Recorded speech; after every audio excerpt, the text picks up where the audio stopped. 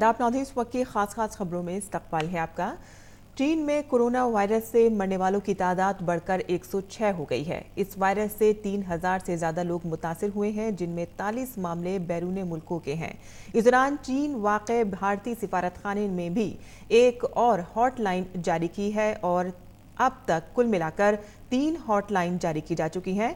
आलमी इदारे सेहत भी कोरोना वायरस के पेश नज़र सूरत हाल पर नजर रखे हुए हैं। इस दौरान भारत में भी कोरोना वायरस के ताल्लुक से एहतियात बरती जा रही है।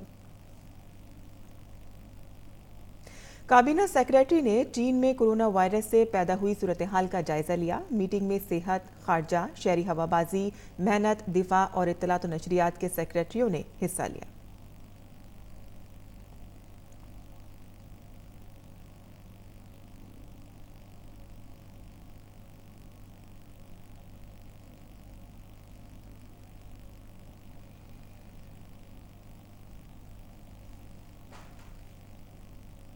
और आसाम में बोडो कबायली ग्रुप के साथ मरकज और रियासत के दरमियान कल नई दिल्ली में सैरुखी समझौता किया गया। शुमाल मशरिक में बोडो मसले के हल के लिए ये एक तारीखी मुआहिदा है।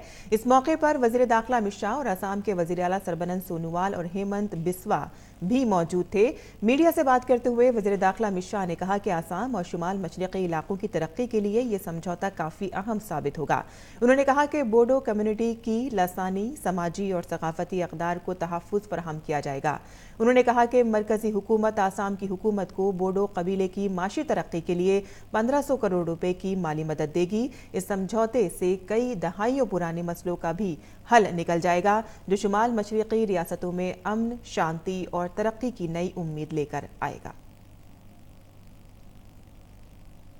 और वज़ीर-ए-आज़म नरेंद्र मोदी ने तारीखी बोडो मुआहिदे का खैर मकदम करते हुए कहा है कि ये मुआहिदा बोडो लोगों के लिए समरावर साबित होगा।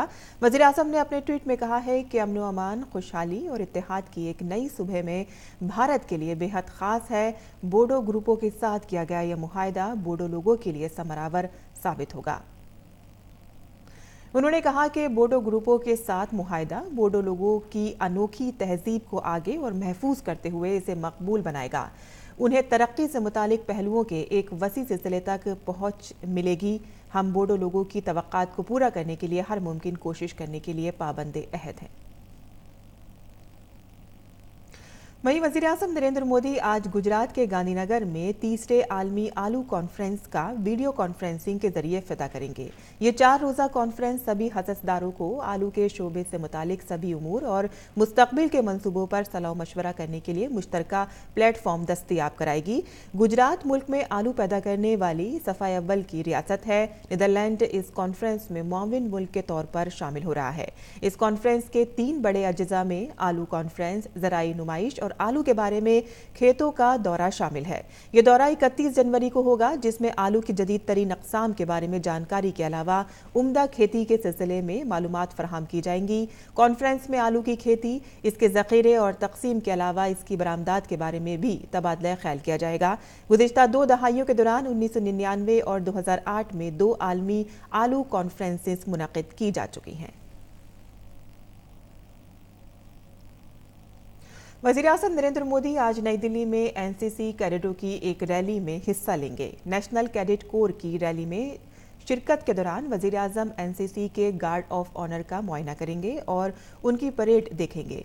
एनसीसी के कैडेट वज़ीर-ए-आज़म के सामने सकाफती प्रोग्राम पेश करने के अलावा फ़नो मौसीकी और जुर्रतमंदाना खेलों के शोबे में अपने हुनर का मुजाहिरा करेंगे। दिल्ली के करियप्पा परेड ग्राउंड में मुनक़िद होने वाले इस प्रोग्राम के दौरान वज़ीर-ए-आज़म मोदी नुमाया कारकर्दगी का मुजाहिरा करने वाले कैडेटों को अवार्ड अता करेंगे और कैडेटों को खिताब भी करेंगे।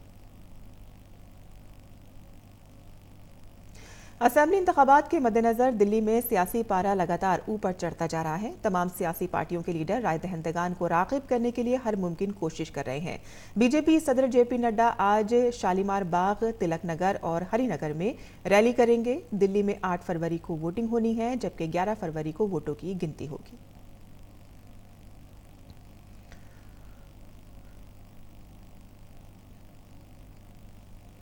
दिल्ली पुलिस ने शाहीन बाग में जारी मुजाहिरे के दौरान जवाहरलाल नेहरू यूनिवर्सिटी के तालिब इल्म शर्जिल इमाम पर شہریت ترمیمی قانون اور قومی شہری رجسٹر کے خلاف اشتعال انگیز تقریر کرنے کے الزام میں معاملہ درج کیا ہے۔